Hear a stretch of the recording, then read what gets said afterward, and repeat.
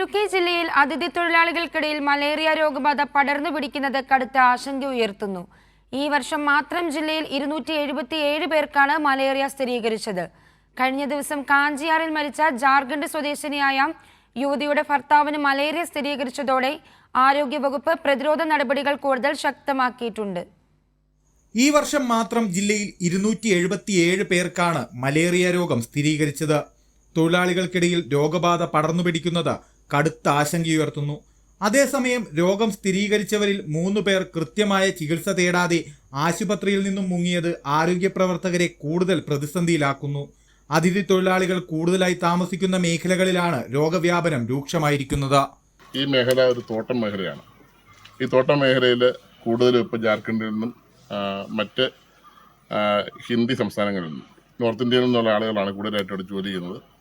പലപ്പോഴും സ്ഥിരമായിട്ട് ഒരു സ്ഥലത്ത് നിൽക്കുന്ന ആളുകളല്ല, എപ്പോഴും ഒരു മാറിക്കൊണ്ടിരിക്കുകയാണ്. കൂലി കൂടുതൽ കിട്ടുന്ന സ്ഥലങ്ങളിലേക്ക്, അതുപോലെ കൂടുതൽ സൗകര്യങ്ങളുള്ള സ്ഥലങ്ങളിലേക്ക് ഒരു മാറിക്കൊണ്ടിരിക്കുന്നു. കൃത്യമായ ഒരു കണക്കുകൾ നമുക്ക് കിട്ടാനുള്ളൊരു ബുദ്ധിമുട്ടുണ്ട്.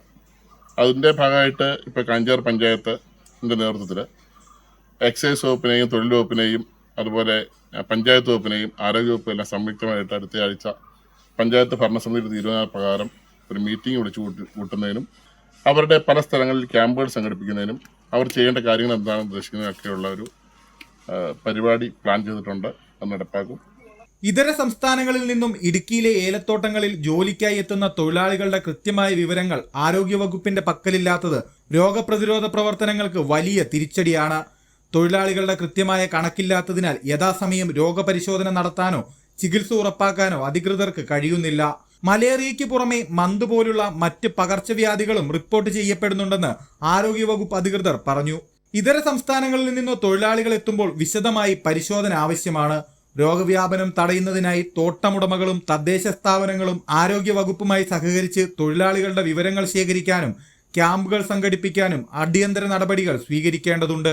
കൈരളി ന്യൂസ്, ഇടുക്കി.